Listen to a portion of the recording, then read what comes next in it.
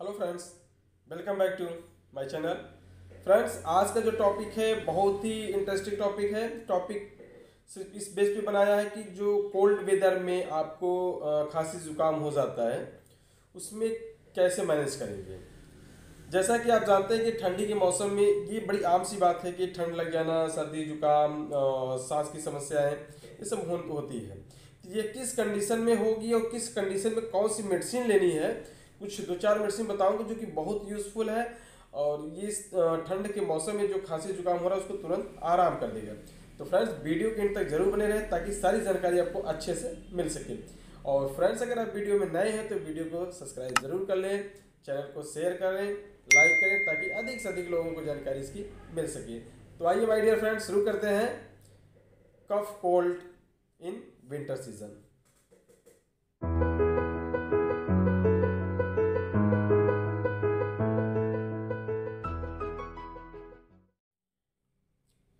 तो my dear friend, जैसा कि मैं आपको बता दूं कि ठंड के मौसम में ये वेल नोन है, सब जानते हैं कि सर्दी जुकाम बड़ी आम सी बात होती है।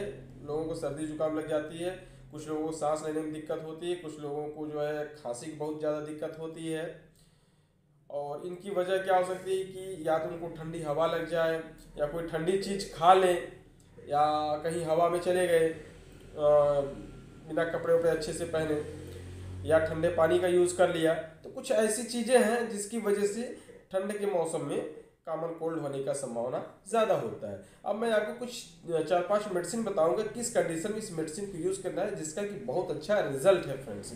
तो फ्रेंड्स, इसको बहुत ध्यान से देखिए, बहुत ध्यान से सुनिए। एक एक मेडिसिन के बारे में कुछ दो चार लक्षण बताऊंगा जो जहां आपको वो मेडिसिन यूज़ करनी है, जिसका लक्षण मैच करे उस मेडिसिन को आप यूज़ करें और बहुत क्विक रिस्पांस मिलेगा। 2-3 दिन में आप बिल्कुल सही हो जाएंगे। तो फ्रेंड्स, पहली बात करते हैं। पहली जो मेडिसिन है वो है arsenic album. Friends, arsenic album एक ऐसी मेडिसिन है, जब अगर आप कोई ठंडी चीज़ खा ली है, कोई कोल्ड ड्रिंक ले लिया, कोई ठंडी चीज़ का मतलब ऐसा नहीं कि फ्रीज में रखा हुआ चीज़ हो। आप ठंडे फल भी हो सकते हैं, दही ले लिया, मट्ठा ले लिया, और कोल्ड ड्रिंक लिया, या कोई ठंडी सब्जी खा ली।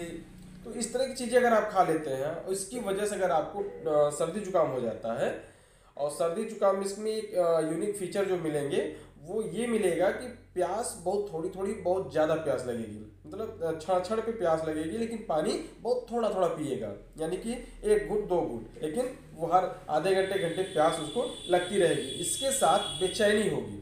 आर्सेनिक के मरीज को बेचैनी ज़रूर होती है और पेट में जलन भी हो सकता है। अगर ऐसे लक्षण मिलते हैं किसी मरीज को कि उनके पेट में जलन हो रही है, प्यास बहुत थोड़ी थोड़ी सी लग रही है, बेचैनी है, और कोई ठंडी चीज़ खाया जिसकी वजह से ऐसा हो रहा है, या कोई फूड पॉइजनिंग, बारात वगैरह में गया फूड पॉइजनिंग भी हो जाए तो भी उसमें अच्छा वर्क करते हैं, तो ऐसी जगह पे आप क्या देंगे? आर्सेनिक देंगे।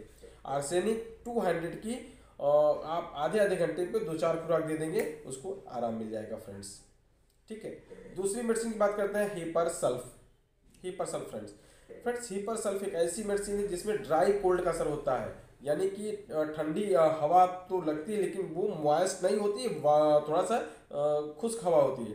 अगर आप कहीं बाहर जाते हैं फ्रेंड्स, ड्राई कोल्ड एयर के एक्सपोज में आते हैं, उसकी वजह से अगर आपको सर्दी जुकाम हो जाए और उसके साथ एक यूनिक फीचर और भी हो जाए कि थ्रोट में थोड़ा सा दिक्कत हो जाए, या तो टॉन्सिल हो जाए, या थ्रोट में बहुत ज़्यादा दुखन खराश हो जाए, बहुत ज़्यादा दुखन हो जाए, उसके साथ अगर आपको सर्दी जुकाम बुखार हो जाए और ठंड बहुत ज़्यादा लगे, सर्दी जुकाम हो जाए, बुखार हो जाए और गले में दिक्कत हो जाए, गले में दर्द या खराश बहुत ज़्यादा, तो वहाँ पे, और आपको पता है कि आपने कहीं एक्सपोज हुआ है ठंडी में, तो वहाँ पे हीपर सल्फ 200 की दो खुराक हर आधे घंटे पे ले 3-4 बार, और झटाक से आपको आराम मिल जाएगा फ्रेंड्स। तीसरी बात करते हैं फ्रेंड्स, डल का मारा एक ऐसी मेडिसिन है कि अगर आप भीग जाते हैं ठंड के मौसम में, कहीं गए किसी वजह से पानी में आप भीग गए, ठंडा पानी मिल गया, भीग गया, ठंडे पानी सुबह सुबह नहा लिया, उसके बाद अगर आपको सर्दी जुकाम हो जाए तो वहां पे आप डल का मारा यूज करेंगे। ठंडी चीज से अगर आपका पैर भीग जाता है, ठंडी पानी अगर आपको लग जाता है, उसके बाद अगर दिक्कत आती है, सर्दी जुकाम बुखार होता है, तो डल का मारा बहुत ही अच्छी दवाई है। डल का मारा 200 की आधे आधे घंटे पे 2-4 बार ले लेंगे, आराम मिल जाएगा। फ्रेंड्स मैं आधे घंटे इसलिए बता रहा हूँ 200 की पोटेंसी, क्योंकि एक क्यूट कंडीशन है, तुरंत अभी 1-2 दिन में हुआ है इसलिए बता रहा हूँ। अगर ये 1-2 दिन पुराना हो जाए 2-4 दिन, तो वहाँ पे आप दिन में 3 बार या 4 बार लेंगे, लेकिन अभी तुरंत हुआ है तो आधे घंटे, जैसा कि मैंने पहली वीडियो में आपको बता चुका हूँ। तो ये भीगने से हो गई। अब नेक्स्ट बात करते हैं फ्रेंड्स आपको एंटिमटार्ट।